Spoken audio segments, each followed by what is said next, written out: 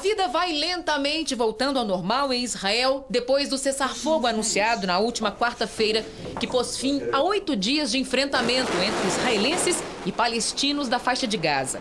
Os confrontos, os mais sangrentos dos últimos anos, deixaram um resultado de mais de 160 palestinos e pelo menos 6 israelenses mortos. Os ataques começaram no dia 14 de novembro, quando uma operação militar israelense matou o chefe do braço militar do Hamas na faixa de Gaza, Ahmad Jabari. No dia seguinte à morte de Jabari, foguetes disparados de Gaza mataram 3 civis israelenses, aumentando a tensão e ampliando o revide aéreo de Israel. O acordo que levou ao cessar-fogo, mediado pelo Egito e com o apoio dos Estados Unidos, foi fechado no mesmo dia em que um atentado à bomba contra um ônibus no centro de Tel Aviv deixou mais de 20 feridos. Tel Aviv não sofria um atentado desde abril de 2006. E para falar sobre a tensão em Israel e sobre o instável equilíbrio das forças no Oriente Médio pós-Primavera Árabe, o Canal Livre desta noite recebe o professor Salem Nasser, coordenador do Centro de Direito Global da Fundação Getúlio Vargas e presidente do Instituto da Cultura Árabe. Recebe também o presidente da Federação Israelita de São Paulo, Mário Fleck. E para entrevistar o presidente do Instituto de Cultura Árabe, professor Salem Nasser, e o presidente da Federação Israelita de São Paulo, Mário Fleck, estão comigo aqui na bancada do Canal Livre esta noite os jornalistas Fernando Mitre e Antônio Teles. Senhores convidados, boa noite, prazer em recebê-los no Canal Livre. A primeira pergunta dirigida aos dois é a seguinte: é possível a paz entre israelenses e palestinos? Como? Por favor, Sr. Fleck. Boris, possível é, e a gente não pode perder essa esperança. E eu diria que, para que isso aconteça, é preciso 3 coisas muito simples: coragem, confiança e convivência. Coragem de líderes que queiram fazer esse processo de paz, confiança dos governos que vão garantir que essa liderança conseguirá executar esse processo, e convivência dos povos, que ao longo do tempo mostrará que é melhor viver pacificamente do que em guerra. Professor Nasser. Ela parece difícil, a paz, Boris. Ela parece bastante difícil, porque aqui há que se imaginar os cenários da paz. Ou bem há uma paz entre dois, quer dizer, entre um Estado palestino e um Estado de Israel que convivam em paz e que estejam em paz, mas para isso é necessário que nasça o Estado palestino, e isto é algo que não está nos planos de Israel. Se não for uma paz entre 2 estados que convivam lado a lado, deve ser uma paz entre 2 povos, que ou vão conviver dentro de um mesmo Estado que seja democrático e que palestinos, os judeus, árabes, cristãos, muçulmanos tenham todos os mesmos direitos, e aí então haveria uma paz. Mas, enquanto perdurar esta situação em que sobre o mesmo território você tem um povo ocupado e um povo ocupante, um povo injustiçado e um povo que opera em injustiça, essa paz parece difícil. Ou então ela será uma paz à custa da liberdade e do sofrimento de uma parte do povo. Qual o peso que os senhores dão a essa novidade que é a força do presidente do Egito, que teve um desempenho extraordinário aí nessa trégua, respeitado por todos os lados, e que parece um novo interlocutor com novas perspectivas? O senhor não acha que isso é um ponto a favor de uma perspectiva melhor? Eu acho que seria uma ideia muito boa, mas essa semana nós já vimos que muito rapidamente esse processo vai se transformando. Quer dizer, alguém que teve um papel muito importante num determinado momento de conseguir articular esse processo de trégua, não diria de paz ainda, mas de uma trégua temporária, no dia seguinte se advoca direitos ditatoriais. Mas lá dentro do Egito. Pois é, mas dentro do Egito já cria uma reação e um antagonismo internacional também. Então, é um cenário muito difícil de estabelecer um sistema de confiança em que os atores serão permanentes e, ao longo do tempo, poderão garantir um processo pacífico. Eu acho que você tem razão de apontar a presença e o papel do Egito como fundamental nesse momento. Ele mostra uma coisa que me parecia certa no momento em que se falava da Primavera Árabe, era que a Primavera Árabe tinha muito a ver com a questão palestina. Eu sempre sustentei essa tese. Uma parte da revolta dos povos árabes tem a ver com a frustração de não ver resolvida a questão palestina. Então, sempre acreditei que as mudanças nos países árabes, mudanças para melhor, né, para a democracia, para maior abertura, para mais participação política, trariam mudanças para o processo relacionado à questão palestina. Mas ele deixa algumas incógnitas, quer dizer, está claro que o Egito desempenhou um papel muito importante na negociação deste acordo. E parece que, pela sua proximidade natural com o Hamas, porque o Hamas tem uma história de ligação com a Irmandade Muçulmana, então há uma proximidade que é muito natural. A presença do Egito pareceu sustentar a tese de que o Hamas obteve uma vitória relativa nesta última batalha, porque ele se mostrou capaz de resistir, ele se mostrou capaz de enfrentar com foguetes, com troca de ataques aos ataques israelenses, e também no acordo está anunciado que se começa agora a trabalhar para o levante do bloqueio a Gaza, e esta é a demanda central palestina. Portanto, o prestígio egípcio pareceu inteiro aqui, não é? Eles trouxeram um acordo que parecia muito difícil de obter, um acordo vitorioso. Mas ele deixa algumas perguntas para o futuro, porque, na verdade, o Hamas só conquistou esta força, esta relativa vitória, porque ele teve o apoio iraniano ao longo dos anos. Ele está armado porque ele tem o apoio iraniano, ele é ajudado pelo apoio iraniano. Então, a vitória dele é devida aos iranianos, mais do que aos egípcios, aos catares ou à Arábia Saudita, etc. Talvez a entrada do Egito no cenário seja um esforço de afastar um pouco o Hamas do Irã. E esta é a incógnita, eu acho, para os próximos tempos. Posso só voltar a um ponto anterior que o Salim colocou na pergunta anterior? E eu queria colocar um ponto diferente e de discordância. O governo atual israelense propôs a solução de 2 estados. Quer dizer, hoje a nação israelense, toda a população em massa, numa grande maioria, é a favor da criação de 2 estados. Esse governo, que também é um governo considerado um pouco mais radical se comparado com anteriores, do governo trabalhista principalmente, também é um governo que propõe, nos próprios discursos do Netanyahu, tanto nos Estados Unidos como nas Nações Unidas, ele tem feito a proposta de 2 estados. Porém, o que ele tem enfatizado sempre é que sejam 2 estados para 2 povos e um estado judeu.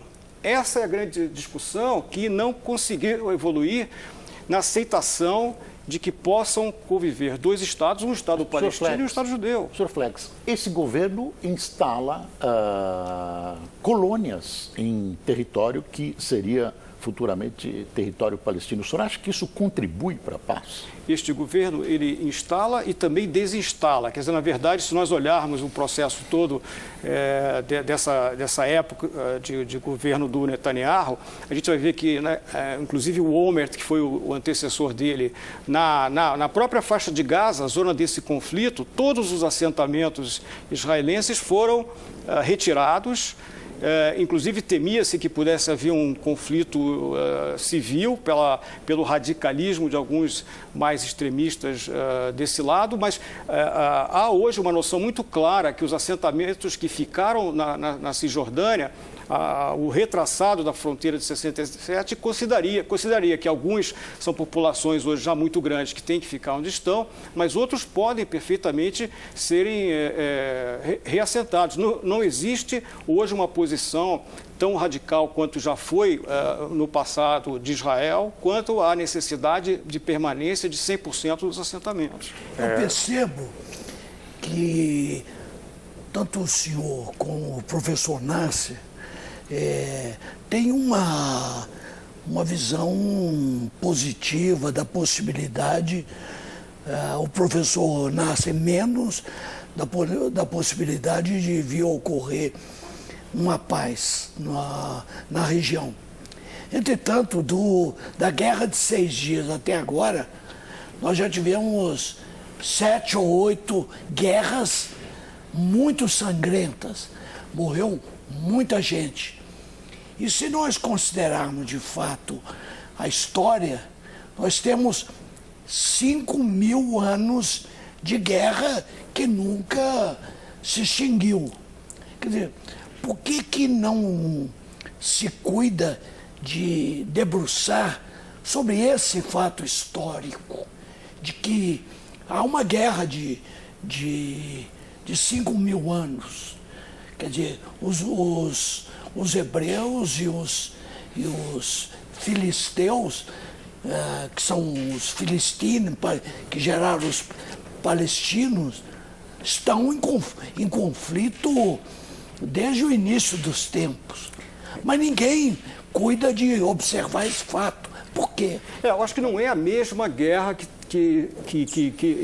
está lá nesses 5.000 anos. Por que não? Porque você teve diferentes impérios, diferentes domínios. Você teve, por exemplo, desde o ano 1000 a.C. até 600, uma presença permanente do povo hebreu naquela região. Depois isso vai se modificando com o Império Romano, vai se modificando depois com a temporada árabe, que começa a partir do ano 600, e depois vai se modificar novamente com o Império Turco-Otomano a partir do ano 1500. Agora, eu queria chamar a atenção... Isso é história recente. Mas não, eu estou indo lá atrás. No passado mais remoto, não. É importante desde o tempo de Abraão... Mas há uma diferença muito grande em todos esses processos de domínio e dominador. Para o povo de Israel, pela sua formação, pelos seus textos originais, você vê que é uma nação pacífica.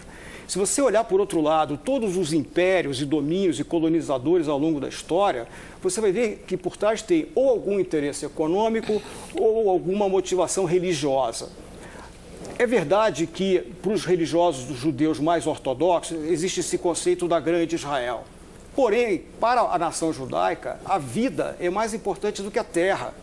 Então, por isso que as concessões hoje seriam e serão um dia feitas, se houver uma interlocução pacífica do outro lado, porque apesar de existir o radicalismo de uma ala mais ortodoxa, ela não chega ao ponto de ser tão radical a ponto de concorrer contra a vida. A vida é mais importante do que a terra.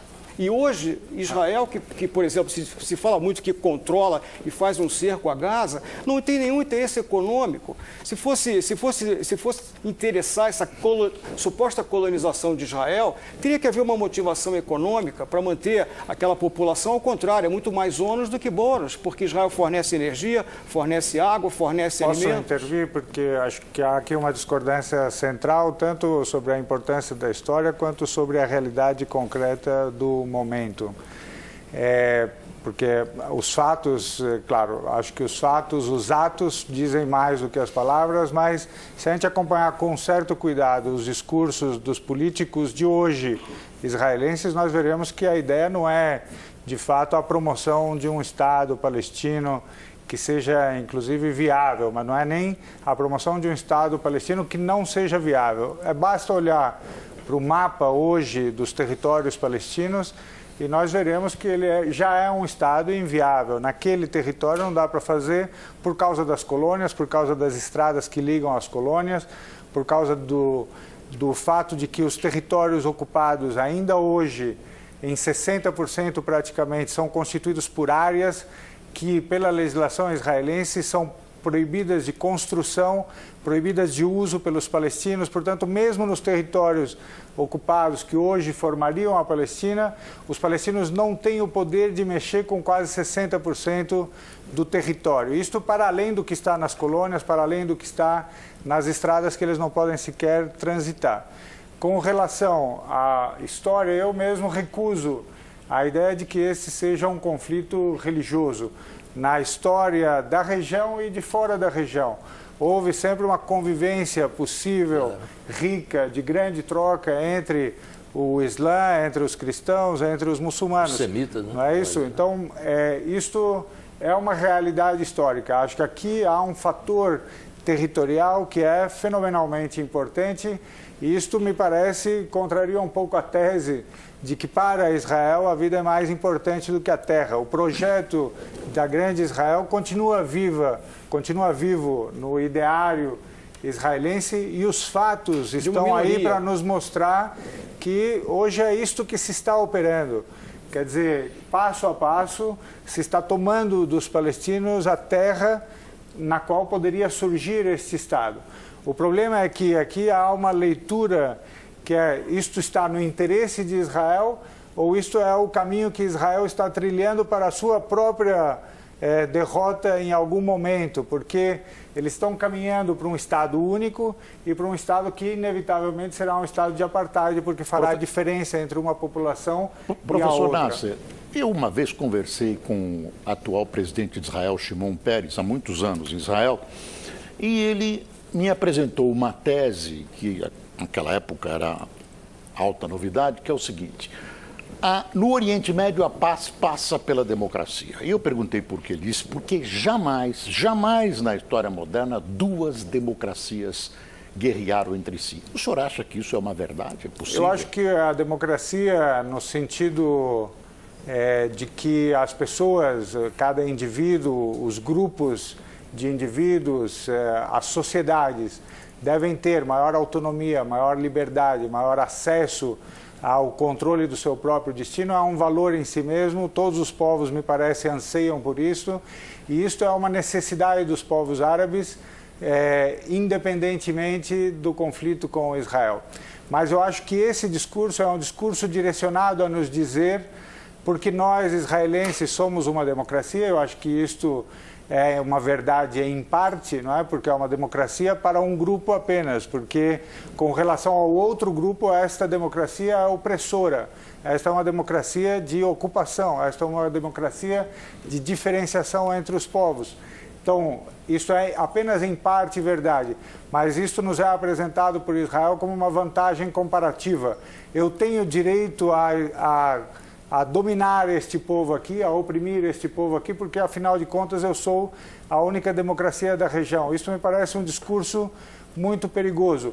Acho que os árabes merecem, precisam, necessitam caminhar para a democracia. Isto inclui os palestinos. O doutor Mário está discordando do senhor aqui, professor. A minha discordância é o seguinte... Eu imagino. Não, primeiro é o seguinte: democracia é algo que não é aceitável pela ala radical do Islã, que tem a sua raiz muito forte, muito clara, no movimento da Irmandade Muçulmana e que vai passar pela constituição do Hamas também. E a pregação desse grupo é uma pregação completamente fora da democracia, onde a lei é uma lei da religião e não há possibilidade de negociar. E está hoje, essa semana, o Morsi demonstrando isso ao trazer para si poderes ditatoriais. Mas foi o contrário, quer dizer, é possível negociar, tanto que um representante da Irmandade Muçulmana não só negociou, como organizou a trégua que garante a paz nesse momento, claro, mas lá na região. Eu queria só insistir com uma coisa: tem que haver uma razão para essa opressão. E depois tem o seguinte: não é também verdade que as minorias, que essa democracia de Israel seja parcial, porque no parlamento de Israel sempre teve representantes das minorias, inclusive árabes. Os árabes que são cidadãos israelenses desde a criação do Estado em 48 têm direito à votação. Então, de fato, Israel é um problema para um mundo que não aceita a democracia, porque ele está ali naquele coração. E, de fato, essa semana a gente vê a reação do povo do Egito, que esperava que a Primavera Árabe se tornasse, de fato, uma realidade democrática. Não aconteceu, como não aconteceu na faixa de Gaza, que depois que o Hamas ganhou as eleições para o parlamento, ele tomou o poder da Fatah, que é hoje tão inimiga dela quanto Israel. Aliás, estão unidos nesse momento. Eu até queria perguntar ao professor, o Fatah, a Jihad e o Hamas não poderiam se unir agora? Nesse momento eles estão bem. Então, na verdade, isto, assim, acho que a leitura que o Mário faz da realidade é um pouco equivocada, mas é claro, nós discordamos com relação a isto. Com relação, por exemplo, ao pequeno fato, não é, da eleição do Hamas na eleição de 2006. Não é que ele ganhou as eleições e logo em seguida ele deu um golpe, porque ele tinha ganho as eleições, ele não precisava dar um golpe. Tentou-se um golpe contra o Hamas, não é? É justamente o contrário. Por quê? Porque as potências ocidentais e Israel não admitiam que o Hamas tivesse ganho as eleições e pudesse governar como de fato estava legitimamente... O senhor está dizendo com o assassinato do líder Não agora. Isso em 2006. Formou-se, depois de longas negociações, um governo de coalizão, um governo de união nacional, que incluía o Fatah e o Hamas, mas o Hamas, tendo ganho as eleições, tinha o primeiro-ministro a ser nomeado e etc. Mas houve pressões dos Estados Unidos e de Israel sobre o Fatah, sobre o presidente Mahmoud Abbas, para que ele promovesse um golpe contra o Hamas, ou então este golpe viria de fora. E, de fato, houve uma guerra fratricida entre os dois grupos e o Hamas ficou reduzido a governar a faixa de Gaza, onde era mais forte, e teve de deixar o governo nos territórios ocupados da Cisjordânia. Agora, isto é, então, portanto, pelo pequeno fato, se quer promover a democracia, o resultado das eleições deveria ser respeitado. Isso é um ponto de partida. Eu vou fazer uma interrupção e vamos ceder a palavra a alguém que vai perguntar, que é o jornalista Zev Gilvelder. Nós gravamos uma pergunta dele aos dois participantes. Vamos ver então. O que aconteceu em Gaza nesses últimos dias corresponde a duas tragédias. Uma tragédia humana e uma tragédia política. A tragédia humana, evidentemente, são os mortos dos dois lados. A tragédia política é, em função deste cessar-fogo, o reconhecimento do Hamas, a legitimação do Hamas como uma entidade com a qual é possível haver interlocução. Agora, eu gostaria de fazer uma pergunta ao pessoal aí da mesa, que é o seguinte: o mundo inteiro se preocupa com a possibilidade de haver um Irã nuclear. E eu pergunto a vocês, como é que vocês veem a intromissão do Irã no conflito entre israelenses e o Hamas, na medida em que o próprio Hamas reconhece que está recebendo armas do Irã?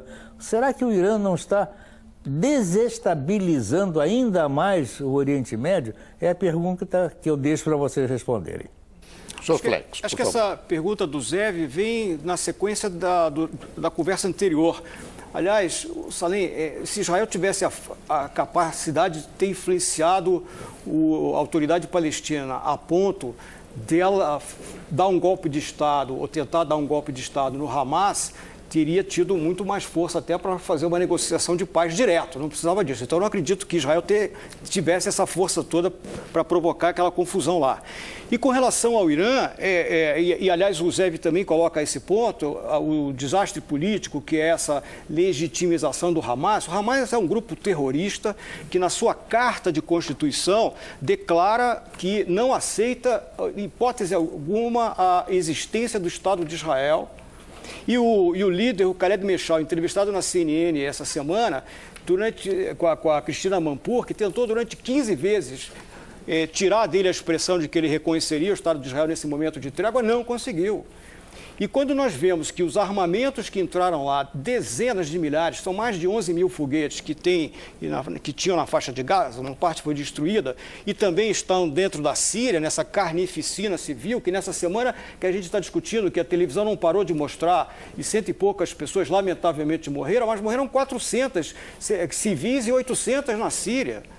Então, a pergunta é exatamente essa. O Irã, se faz isso com esse tipo de armamento, imagina o que fará quando tiver domínio da tecnologia nuclear. Acho que aqui também, mais uma vez, eu discordo tanto do cenário pintado pela pergunta quanto pela resposta. Aqui há uma parte da tragédia política foi a recusa histórica de reconhecer o Hamas como um representante legítimo do povo palestino. A recusa de enxergar que este grupo, sim, representava uma força importante na sociedade palestina, que causou uma tragédia, porque, na verdade, você deixa de negociar com quem está em posição de negociar com você. Porque quem é que poderia fazer as concessões?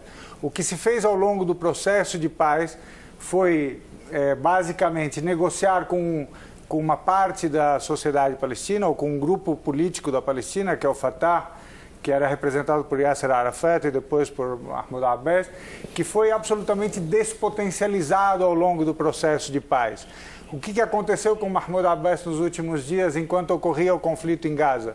Absolutamente nada, porque ele não tinha poder nenhum, ele foi despotencializado. Esvaziado. O Hamas passou a ser o único ator que representa uma força palestina real. Com relação à influência do Irã, aqui há um problema.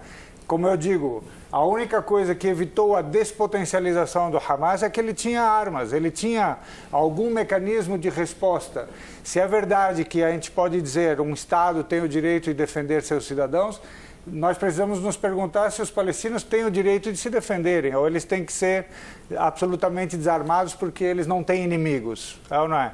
Então, a única capacidade que ele teve de resposta lhe foi dada pela ajuda iraniana.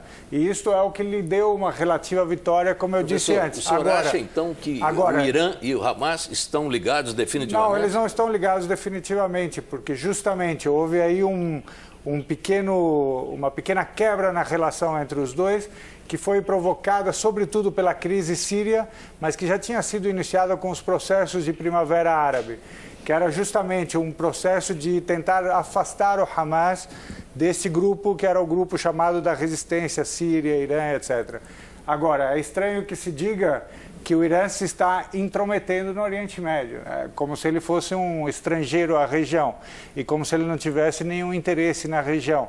Quer dizer, os Estados Unidos, quando vendem armas a Israel, eles não estão se intrometendo, porque afinal é um direito natural deles, mas o Irã, na hora de proteger seus próprios interesses, fazer suas alianças políticas, negociar com quem ele quiser negociar e defender o seu projeto para a região, ele não está legitimado a fazer isso. Nós podemos discordar do projeto iraniano se quisermos, mas dizer que ele não é um ator legítimo da região, de onde nós tiramos esta superioridade moral? E eu digo aqui muito claramente, a minha convicção é de que o programa iraniano nuclear não é para fins militares.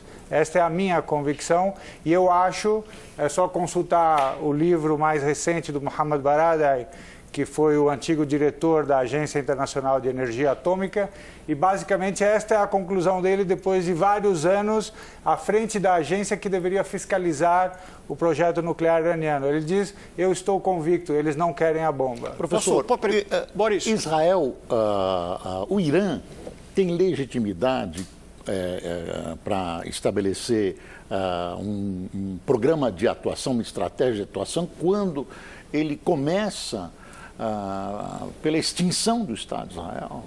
Quer dizer, ele prega isso. Ele prega... Aqui eu acho que isto está muito claro e eu não preciso nem me referir e nem fazer um discurso que seja uma novidade. A imprensa americana está cheia das informações sobre o erro de tradução na fala do Ahmadinejad, que foi retomada pelo mundo inteiro, como qual ele estaria dizendo que o Irã eliminaria Israel do mapa, etc. A tradução não era esta, ele se referia a uma frase do Ayatollah Khomeini do começo dos anos 80. A Constituição do Irã não tem uma referência? Não, em que ele dizia, este regime, porque para o Irã, o regime israelense é um regime de natureza racista, discriminatória, injusto, ele diz, este regime não sobreviverá ao teste do tempo, porque ele diz, esse é um regime injusto, ele não tem como sobreviver na história, não é isso? Esta é a expressão, eles podem estar certos ou errados, mas a frase é esta, não acho que Israel tenha um projeto de extinção de Israel, e especificamente, porque aqui há um problema, é preciso pensar isto, porque normalmente, como é que nós entendemos a expressão acabar com Israel? Nós entendemos isto como um novo holocausto, quer dizer, algo dirigido contra os judeus. E isto, me parece, é uma impressão errada, equivocada. Não emprestaria esta... Eu queria só fazer uma correção, que é o seguinte, acho que nós podemos discutir questões de opiniões, mas fatos concretos fica muito mais difícil discutir. Por exemplo, as declarações do Ahmadinejad não são uma questão de falha de tradução, não. Mais do que uma vez, ele teve a coragem de usar o pódio em Nova York, nas Nações Unidas, e várias vezes dos discursos dele no Irã e outros fóruns internacionais, ele falou claramente de varrer Israel do mapa. Isso não é uma falha de tradução. Da mesma maneira que hoje vários fóruns internacionais já reconheceram que o Irã acreditar que o Irã tem finalidades pacíficas é uma limitação de raciocínio. E tem mais. Na matéria de abertura do programa, dá a impressão que essa nova escalada de problemas lá no Oriente Médio, lá na fronteira de Gaza, começou com o assassinato do líder do Hamas, e não é verdade, porque eu estava em Israel e há meses que são lançados foguetes contra o Estado de Israel, que não estava fazendo nada com Gaza. Pelo contrário, não tem mais nenhum israelense em Gaza. O tal do fechamento, o cerco a Gaza, é exclusivamente quanto a cimento e material que pudesse entrar para construir as coisas que acabaram estando lá. Isso não é verdade, é só consultar as listas do que é bloqueado pelo exército israelense.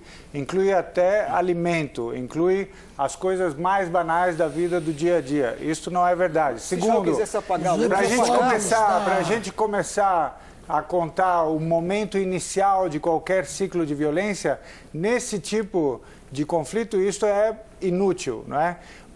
A reportagem disse muito bem, eu tenho alguns problemas com o que disse a reportagem, mas ela disse muito bem, este ciclo começou essencialmente com a morte desse líder militar. Isto foi o que provocou a escalada. É preciso, por exemplo, se perguntar por que Israel resolveu, nesse instante, matar esse líder militar. Será que isso tem a ver? Será que isso tem a ver com as eleições que vêm aí? Será que isso tem a ver com as eleições recentes nos Estados Unidos, etc.?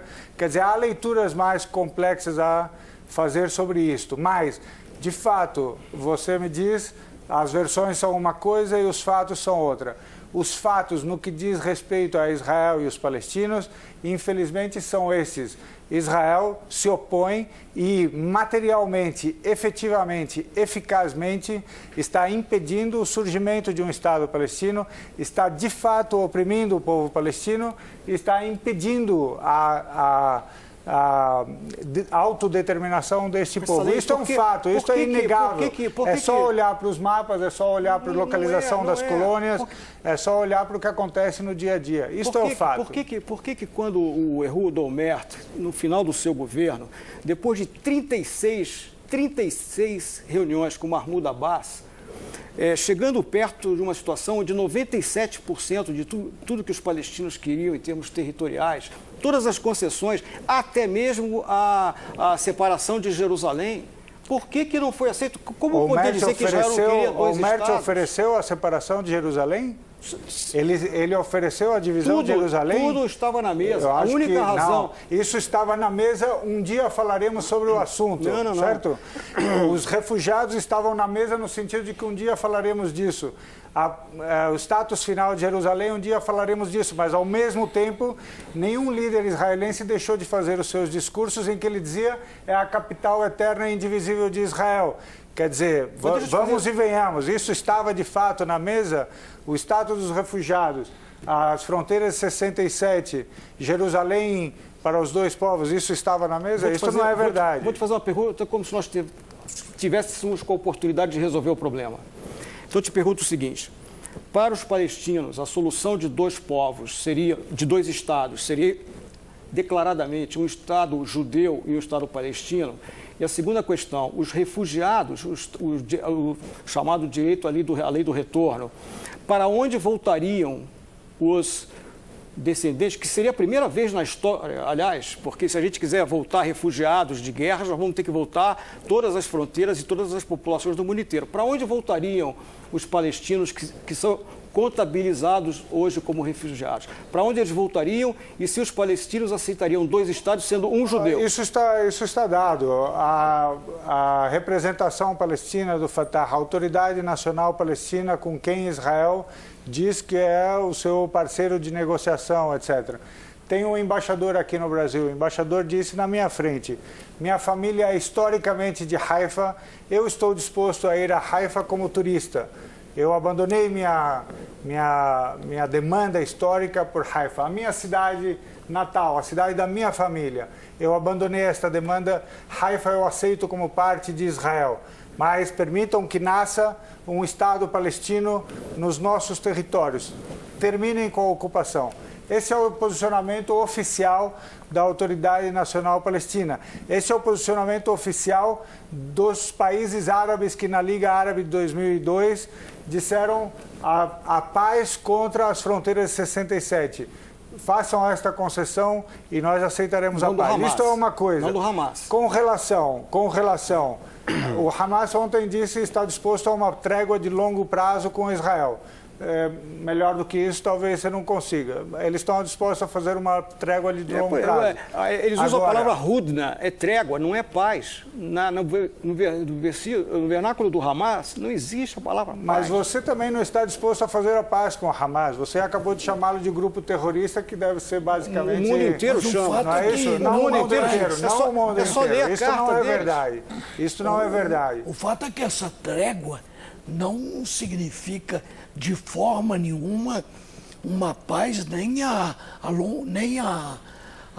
curto prazo, nem a longo prazo. Mas é uma circunstância. A alternativa à trégua é a guerra. É Nós estamos falando de negociar. Guerra. Mas se está falando de negociar com o inimigo. Você não está negociando com o seu amigo, com o seu colega de festa. Você está negociando com o seu inimigo. Mas eu tô trégua é melhor do que a guerra. Professor, isso é na medida plausível. em que o Hamas aceita uma trégua com Israel, que ele chama de entidade sionista, ele não está reconhecendo o Estado de Israel? Então, essa talvez seja a saída que eles estão encontrando para dizer, olha, eu não posso hoje dizer que eu reconheço, etc., mas eu estou disposto a uma paz de longo prazo com vocês. Assim como Israel está reconhecendo o Hamas e está fortalecendo o Hamas. Se ela negociar com o Hamas, estará reconhecendo, mas eles não estão dispostos a negociar com o Hamas. Não é? Sim, mas isso que eu ia perguntar ao doutor Mário. Doutor Mário, o que o senhor acha da perspectiva a partir dessa trégua? O que é que o senhor espera, numa visão otimista, se for possível? Eu acho que, onde eu concordo com o Salem é que não dá para ser muito otimista aqui com relação ao futuro. Mas veja bem, negociar com o Hamas, quem é que hoje vai então falar pelos palestinos? Nós queremos 2 estados ou 3 estados? Porque essa relação... Porque se o Hamas hoje tem um conflito, inclusive bárbaro, com a Fatah, que está do outro lado, na Cisjordânia, eles também não têm um interlocutor único. Então Israel hoje ficou diante do Hamas por causa da agressão que recebeu, a sua necessidade de proteger os seus cidadãos, que acabou nessa confusão toda desses últimos dias. Mas com quem é o interlocutor? Porque quem tirou o Mahmoud Abbas de cena não foi Israel, ele não apareceu na cena que foi ocupada pelo Egito para tentar negociar uma trégua. Israel não fala de trégua, Israel fala de paz. E depois, na educação que é dada aos israelenses, às crianças, a educação é pró-paz. Quando nós acabarmos com o período de trégua e entrarmos na paz, as crianças, as futuras gerações, precisam estar preparadas para a paz e não para a guerra. Mas doutor Mário, objetivamente, eu queria perguntar ao professor. O senhor tocou aí na divisão palestina. E eu pergunto de novo, o senhor acha que a Jihad, o Fatah e o Hamas poderiam se unir? Isso é possível? Isso é possível. Eles estão negociando isso. Todo mundo está refazendo seus cálculos hoje por causa do que está acontecendo na região e por causa do que aconteceu agora em Gaza nesse momento. De todo modo, há uma divisão séria, sim, entre os palestinos. Isto é reconhecido por eles, mas eles reconhecem que não há alternativa a uma união de todas as facções palestinas e um posicionamento comum. Muitas vezes eles têm problemas para construir esse posicionamento comum e, às vezes, esse posicionamento comum é tornado impossível, inclusive, por... Mas o doutor Mário tem razão, não há um interlocutor que fale pelos palestinos. Sim, é só você querer conversar com os interlocutores que são atores reais na cena palestina. Eles estão aí, eles conversam entre eles e é possível negociar com eles. Agora, só com relação à educação para a paz, acho que nós podemos dizer o que quisermos nos bancos escolares ou colocar nos livros o que quisermos. Mas enquanto uma criança israelense souber que a estrada na qual ela trafica, que ela trafega no carro com seus pais é uma estrada que em territórios palestinos os palestinos não podem pisar, isso não é paz de que se esteja falando enquanto educação.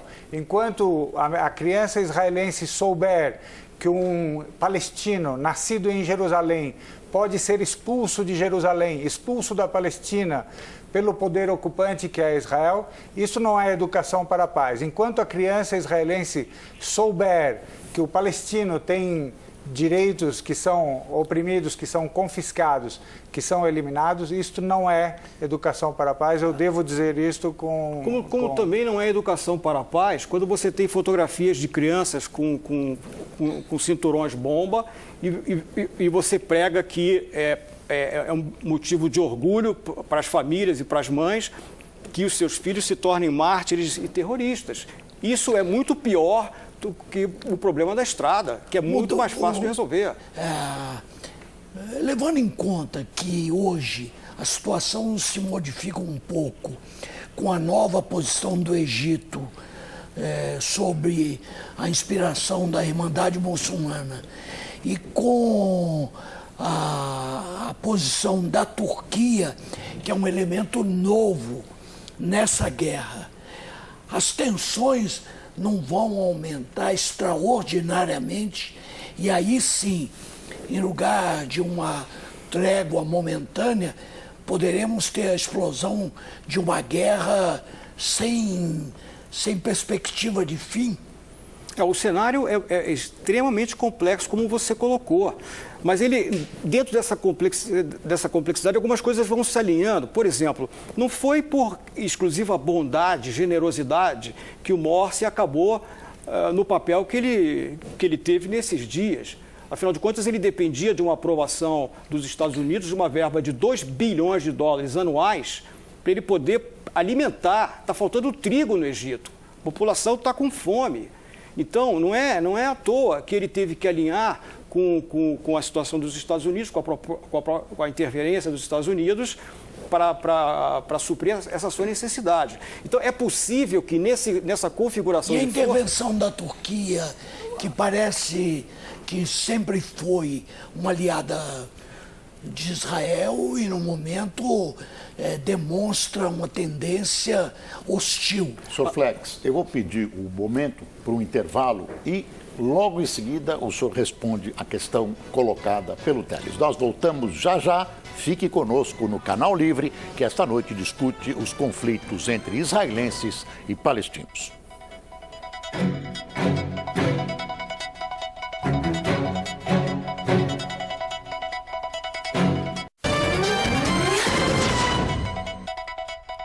E voltamos com o Canal Livre, que esta noite recebe o professor Salem Nasser, do Centro de Direito Global da Fundação Getúlio Vargas, e o presidente da Federação Israelita de São Paulo, o senhor Mário Fleck. Senhor Mário, a resposta que o senhor ficou devendo que eu interrompi ao Teles sobre a Turquia. Teles, a Turquia podia ser perfeitamente um personagem, um ator desse processo que facilitasse a busca de uma solução. Mas, lamentavelmente, ela também cambou para um lado mais também radical. Eu acho que nesse processo todo que a gente está vivendo, essa turbulência toda que desfez toda a Constituição, que começou depois da Segunda Guerra Mundial, praticamente, quando acabou toda aquela divisão feita até então, está se vendo novas configurações. A Turquia gostaria de ter uma influência muito grande na região, mas eu acho que se ela não se posicionar com uma certa equidistância, ela também não vai ter chance. Mas por que ela se afastou de uma quase aliança com Israel? Eu acho que pelo jogo de forças e de interesses. Israel tinha com a Turquia, historicamente, como tinha com o Irã. Vamos lembrar que o Irã também já foi um parceiro de Israel e com relações muito boas. Tudo piorou depois de uma virada do Irã para um processo de uma teocracia, onde o Islã radical tem uma presença muito forte e que é completamente em choque contra um regime como o regime de Israel. Mas a novidade nessa área é o Egito. O senhor não acredita na capacidade do Egito de dar um salto de qualidade a partir dessa trégua? Essa era a expectativa. Agora nós temos que ver qual é o desdobramento. Será que o Morsi vai ser um ditador pior do que o Mubarak? Será que a população do Egito, que teve acesso à eleição pela primeira vez, vai aceitar uma opressão, alguém que está dizendo que ele escreve a Constituição do jeito que ele quiser e que nenhum poder judiciário pode alterá-lo? O fato é que o Egito vive um processo que será um longo processo até chegar a um ponto que eu imagino que seja a democracia, mas é um longo processo com forças díspares que estão lá até atônitas com uma coisa novidade que é a democracia. É um longo processo interno e isso realmente será longo, mas é um processo que não é apenas interno, ele tem relação com a configuração de forças regionais. Mas o senhor acha que esse é um retrocesso circunstancial, ainda dentro da perspectiva de avançar no sentido da democracia? Eu acho que há um avanço, algo que foi conquistado com a Primavera Árabe, com as revoltas no mundo árabe, que não será perdido. Esta é a minha convicção. Mas haverá idas e voltas. E o senhor acha, doutor Mário, que essa é a condição fundamental para o Egito influir, de fato, num novo passo? Vou lembrar o seguinte, o Egito tem na fronteira de Israel a sua melhor fronteira. Do outro lado ele tem a Líbia e embaixo ele tem o Sudão.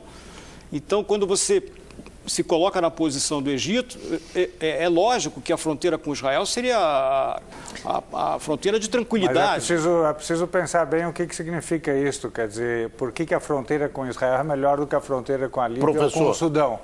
Porque, na verdade, é a fronteira onde o Egito é impotente. Ele não pode chegar às fronteiras com Israel porque ele se comprometeu a deixar de desmilitarizar aquela região. Não sei se isto faz com que um lugar em que você tem menor soberania sobre o seu próprio território é uma fronteira melhor do que aquela em que você tem seus vizinhos que são igualmente árabes e em relações amigáveis. Vamos ver agora o que diz o secretário-geral da Federação Árabe Palestina do Brasil, Emir Murad. Ele comenta a situação hoje em Israel e também na Palestina e tem uma pergunta para os entrevistados desta noite. Olha, é um conflito que entristece toda a comunidade internacional. Eu gostaria de perguntar se, primeiro, essa campanha contra Gaza, esse massacre contra Gaza, será utilizado na próxima campanha eleitoral israelense em janeiro próximo, a exemplo do que aconteceu nas últimas campanhas militares israelenses em 2002, em 96, 2002, 2006, 2009. Né? Segundo, né, se teria essa guerra como objetivo enfraquecer a ida do presidente palestino na ONU, para que a ONU admita o Estado da Palestina como membro das Nações Unidas? Seu Flex. Olha, primeiro que eu acho que a palavra massacre é um exagero muito grande e eu volto a insistir na minha tese ao longo do programa todo. Para quê? Qual o objetivo de Israel de massacrar uma população de 1,5 milhão de pessoas, de um território do qual Israel já se retirou, que teve que passar muito perto quase de um conflito civil interno? Por que Israel precisaria massacrar? É uma inversão da realidade. Israel entrou em Gaza dessa vez exclusivamente porque não aguentava mais a pressão sobre as suas cidades vizinhas, recebendo bombardeios diários e permanentes sobre a população civil. Agora, não tem nada a ver com uma questão eleitoral. Eu acho que a utilização de uma guerra com fins eleitorais é algo que não passa na história do Estado de Israel, não passa na história do povo judeu por uma questão de valores e ideais. E se a gente quiser discutir eleições e estratégias de eleição misturada com guerra, muito pior ainda vai ser se nós olharmos o mundo árabe e o mundo dos vizinhos que cercam Israel. Bom, a minha resposta é, retomando pela resposta aqui, acho que concordo que o povo judeu é um povo de valores muito nobres e importantes, mas isso não faz com que outros povos não os tenham. Não é isso? Isso é preciso lembrar. Concordo. Isso não quer dizer, portanto, que nem o Islã, nem o cristianismo, nem os povos árabes são desprovidos do amor pela vida e da sacralidade da vida. Quando se usa a palavra massacre, se quer dizer um ataque indiscriminado contra populações civis. Entre povos, entre grupos que estão em oposição, que são inimigos, eles estão em campanha, mas dizer que quem está agindo em legítima defesa é apenas Israel, quando de vez em quando Israel vai lá, bombardeia algum lugar, mata alguém, faz um assassinato com, como chama, danos colaterais, não é? Quer dizer, com a morte de civis, etc.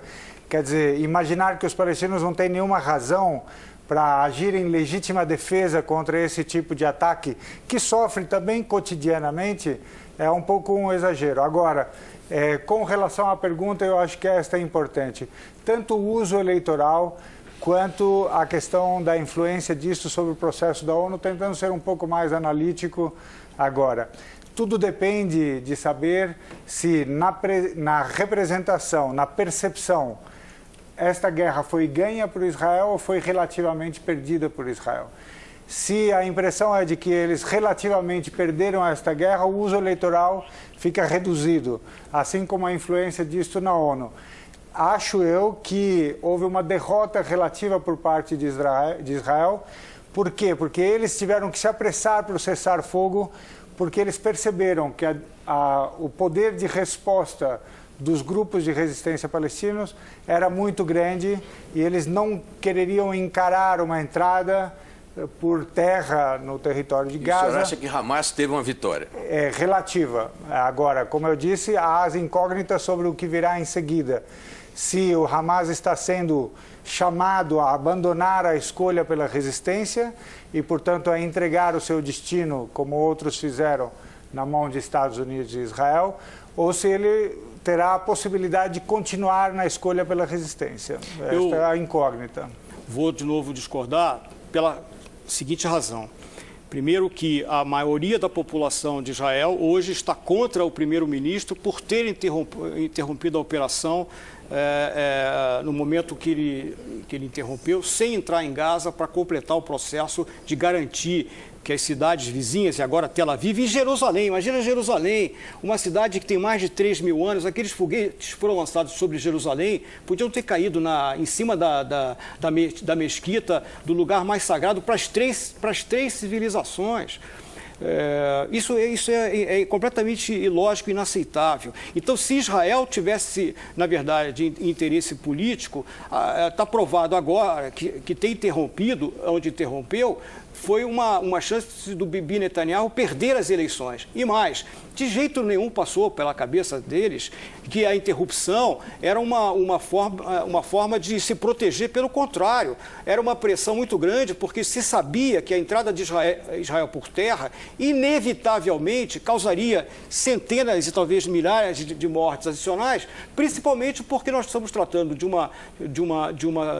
uma população que usa crianças e pessoas civis como escudos. E inevitavelmente essa afirmação é inaceitável. Esta afirmação é inaceitável. Porque se você concordava comigo que outros povos, outras religiões têm valores e que respeitam a vida, o valor da vida, é inaceitável que se afirme que os palestinos têm menos amor aos seus filhos e os colocam na linha de frente para serem, então, alvos de ataques que apenas por acaso atingem as crianças. Estamos tentando manter um diálogo que é franco, amigável, etc., mas esse tipo de afirmação não é possível, porque ele naturaliza uma ideia absolutamente falsa, desviada, de que este povo, o povo árabe, o povo muçulmano, não tem amor aos seus filhos. Não estou falando do povo árabe muçulmano. E os coloca na linha de fogo. Coloca na linha de fogo. Não, por favor, isso não distorce. Eu não estou falando do povo árabe muçulmano. Eu estou falando dos radicais islâmicos. E Israel não atingiu só crianças. Eu vou fazer uma intervenção e pedir mais um minuto. Nós vamos para mais um intervalo e no próximo bloco continuamos com essa negociação de paz. Até já. Canal Livre volta já já.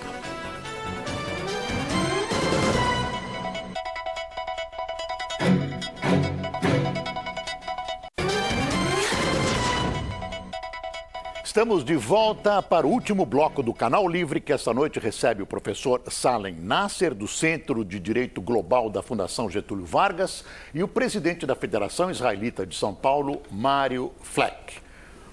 Temos aí mais uma pergunta do Mitre, né, Mitre? Professor, o senhor disse, né, no bloco anterior que via uma possibilidade, ou pelo menos levantou a hipótese do Hamas se afastar do Irã de alguma forma. Eu como jornalista, acho que isso é quase impossível.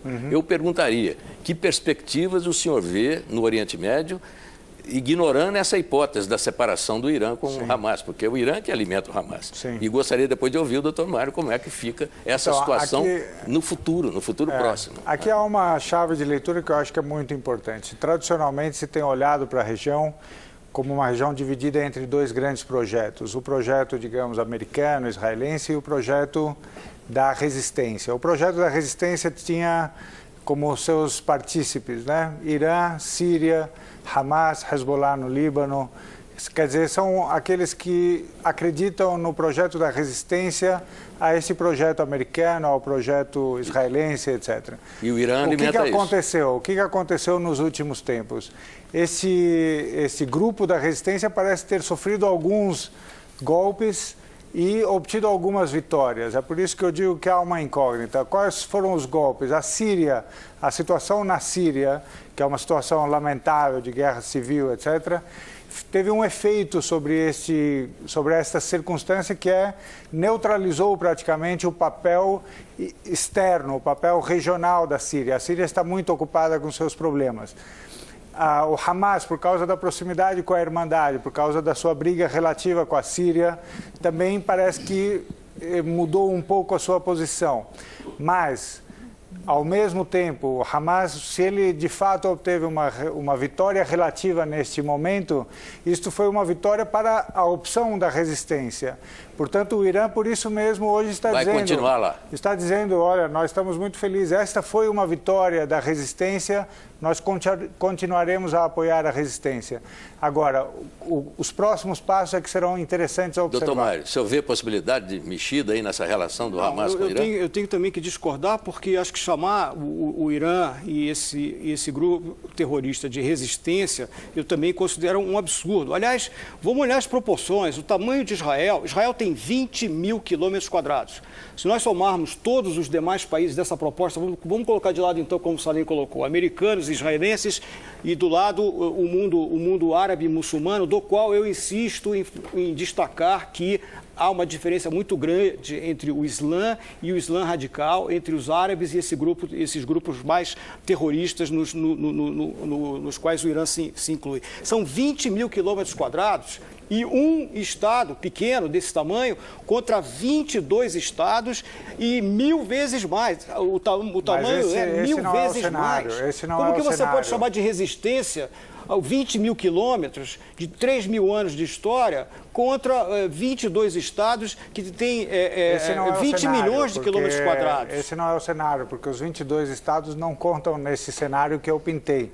Então só conta Israel com os americanos? A maior parte dos regimes árabes estão alinhados com o projeto americano. Isto vai desde a Arábia Saudita até o Catar, passando pela Turquia, passando pela Jordânia, não são 22 estados. Depois, são 20 mil quilômetros quadrados, mas é o sexto maior exército do mundo, não é isso? O Estado de Israel? Como se a população toda de Israel tem 8 milhões de pessoas? Mas não dizem que esta é as Forças Armadas, a sexta Força Armada mais poderosa do mundo? Pode ser poderosa por tecnologia, porque não tem alternativa.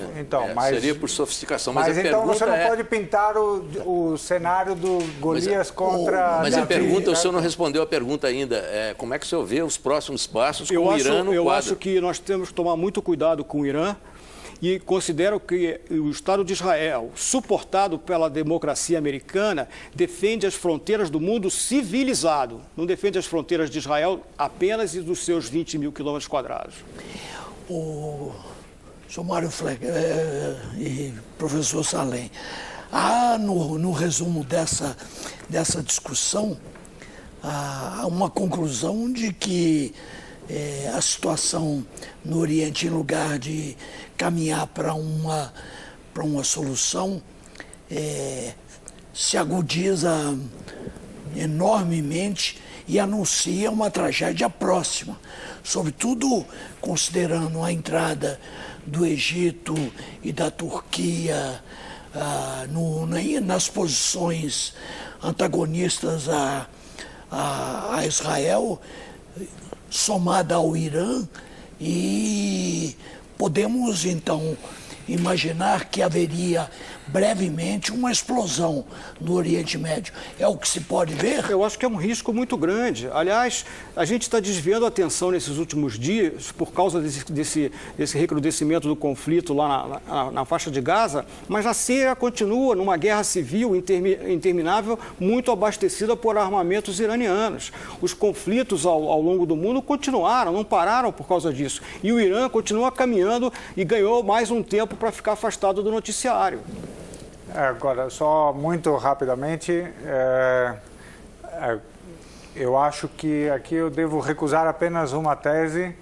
Acho que há vários alinhamentos que são cambiáveis, as coisas estão mudando, nada está muito claro. Mas eu quero dizer que a minha esperança se perde um pouco quando eu vejo o Mário pintar um quadro de civilização contra a barbárie, porque isto quer dizer que os civilizados, os pretensos civilizados, se dão ao direito de fazer com os bárbaros o que bem entenderem, certo? E na medida em que talvez eu seja incluído entre os bárbaros, isso me incomoda um pouco. Eu não chamei você de bárbaro, eu estou dizendo só o seguinte, que uma nação que ameaça de extinção ou ultranação da mesma Constituição das Nações Unidas, que se arma belicamente de equipamentos nucleares, associada a um grupo de... Que Israel possui. Possui porque tem que se defender, não tem solução nenhuma. Será que o Irã não precisa se defender? Precisa se defender. O Irã é aquele tamanho gigantesco, precisa se defender sim. E aí tem o seguinte... Para onde nós vamos caminhar com esse mundo? De fato, Teles, para onde nós vamos caminhar? O mundo, se tem alguém nesse mundo que é capaz de não valorizar a vida e pregar a morte, e achar que se martiriza explodindo pessoas, e inclusive mandando crianças com cintos bomba para se explodirem no meio de uma população civil, se esse pessoal tem arma nuclear, nós estamos realmente numa situação catastrófica. De novo nós pintamos o cenário das pessoas que têm menor respeito à vida. Eu não sei se o horror é menor quando a morte é causada por uma bomba que vem do céu, certo? O Canal Livre de hoje fica por aqui. Nós agradecemos a presença do professor Salem Nasser e do presidente da Federação Israelita de São Paulo, Mário Fleck, no programa de hoje. A todos, o nosso muito obrigado pela audiência, uma ótima semana e a gente se vê no domingo que vem. As comunidades israelita e árabe, shalom e salam.